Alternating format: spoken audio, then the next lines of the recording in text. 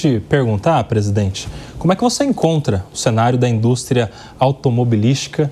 Você que chega há poucos meses, né, desde abril, na presidência da Anfávia, qual é o cenário que você está encontrando? Olha, o cenário que a indústria automotiva está hoje não é só no Brasil, é no mundo, é um cenário bastante desafiador.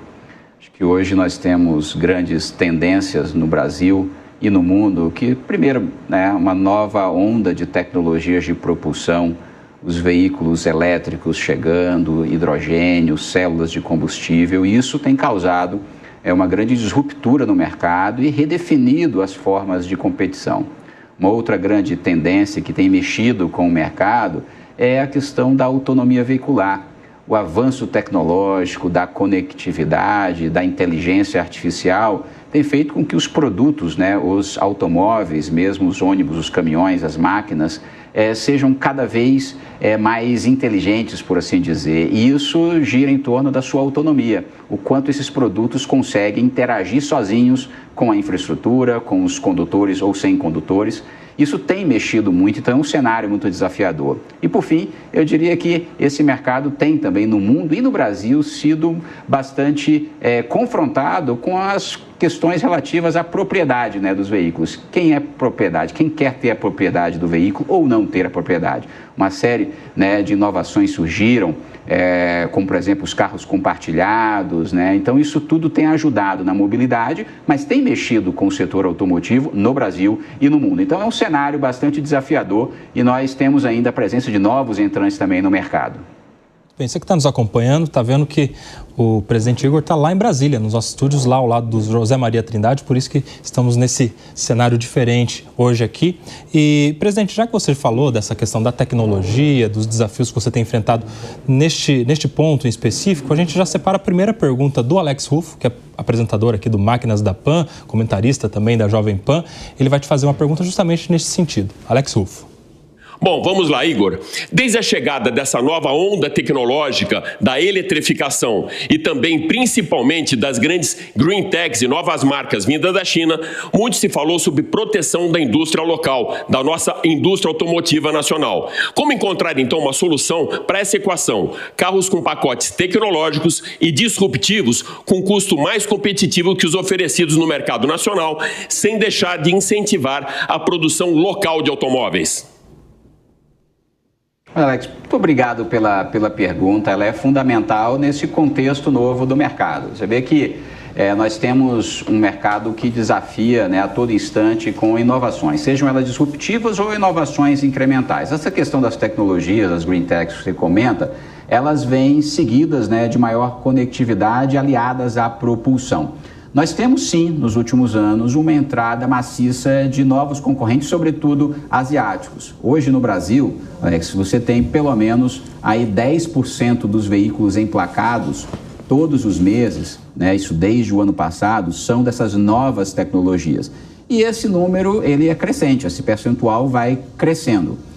Quando nós, né, pelo menos a Anfávia, tem se posicionado para que as alíquotas do imposto de importação, que são essas novas tecnologias chegando, sejam equilibradas do ponto de vista competitivo, para que aquelas empresas que aqui estão no Brasil e as que importam, nós não somos contra a importação, elas consigam concorrer de maneira equilibrada. E hoje no Brasil, o nosso posicionamento é de que há um desequilíbrio competitivo, porque hoje é muito mais fácil você importar essas tecnologias. Ah, Igor, mas nós não temos essas tecnologias no Brasil. Todas as empresas que estão hoje no Brasil já possuem no seu portfólio global essas tecnologias e poderão, e certamente trarão essas tecnologias ao Brasil. Eu acho que o que nos interessa é que essas tecnologias sejam disponíveis aos nossos consumidores, mas simultaneamente sejam produzidas no Brasil, gerando, né, o conhecimento, a tecnologia no processo produtivo, que é muito mais sofisticado aqui dentro do Brasil. Então nós temos aqui, na verdade, uma equação, Alex, que ela não é tão simples, concordo com você, mas ela é necessária. Pra você ter uma ideia, hoje nós, como setor automotivo,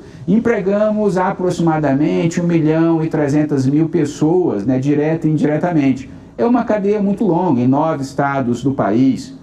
né, com mais de 29, quase 30 fábricas em 50. Então, você tem um movimento para a economia muito importante. Hoje, nós falamos, né, que a indústria automotiva é de uma cadeia muito longa, porque não é o veículo pronto apenas, né? No veículo pronto tem a indústria têxtil representada, quilos e quilos de têxtil. Você tem a indústria de vidro, né? Muitos quilos de vidro, que tem, né, origem lá, também tem a indústria da areia. Você tem a indústria de couro, de eletroeletrônico, você tem uma série de pneus, né, borrachas, plástico. Então, é uma indústria de cadeia longa, que, de certa forma, né, ela é importante para toda a condução da manufatura no Brasil.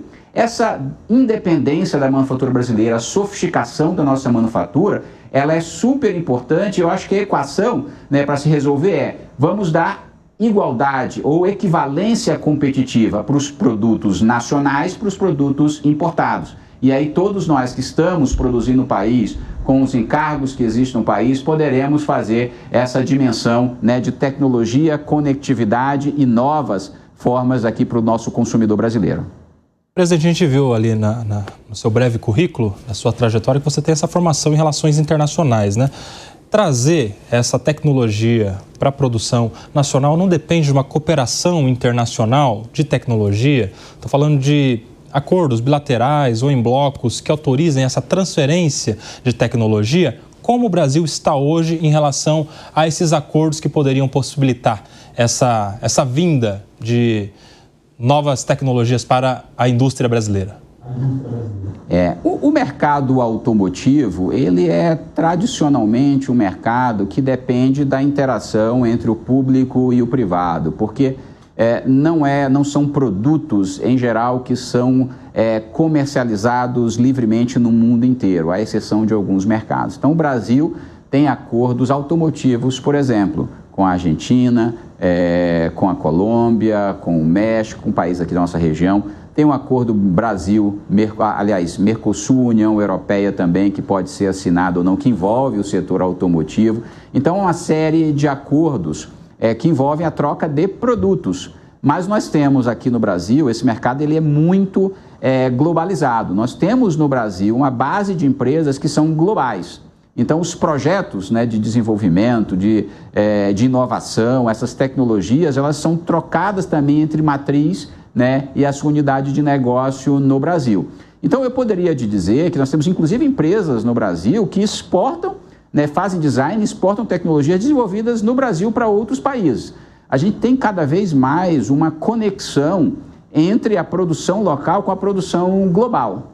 Mas nós temos diferenças, Igor, mas nós temos diferenças entre produtos que estão nos mercados do norte e outros mercados no sul. Sim, nós temos essa diferença de produtos, inclusive porque isso também é derivado da renda, né? Nós temos mercados que conseguem arcar com certos produtos, outros que não conseguem arcar com certos produtos. Então, não é necessariamente uma questão só de nós termos acordo. Sim, acordo é importante para acessar o mercado. Mas no que diz respeito às tecnologias, né, nós temos um mercado, né, de renda média para baixo que aceita determinados tipos de produtos, em que determinados tipos de produtos são mais vendáveis do que outros. A gente tem que pensar nisso também.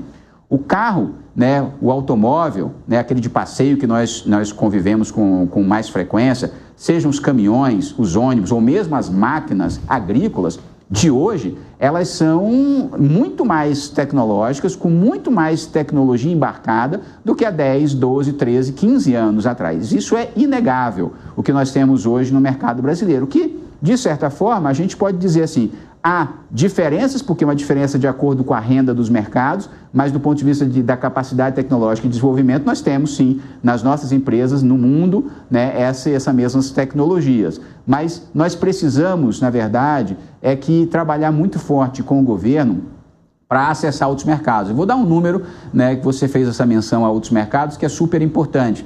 Nós já fomos, Brasil, exportadores, né, e nós já chegamos a ter aproximadamente entre 20% e 25% do share, né, no mercado na América Latina. Né? Já foi nosso mercado. Hoje em dia, nós somos apenas 12% ou 13%, nós temos 12% ou 13% da participação no mercado latino-americano. Nesse mesmo período de tempo, uns 10 anos para cá, A China, que era pouco mais de 3, 4% do mercado latino-americano, passou a ter 1/4 do mercado, 25%. Nós invertemos a posição de participação com um novo entrante, que é a China. Então, nós temos que ter acordos, né, para também não só as questões tecnológicas de transferência, mas também para acessar esses novos mercados de maneira mais fácil, porque esse mercado, o mercado automotivo, em muitos lugares ele funciona como um comércio administrado, não necessariamente um livre comércio entre as nações.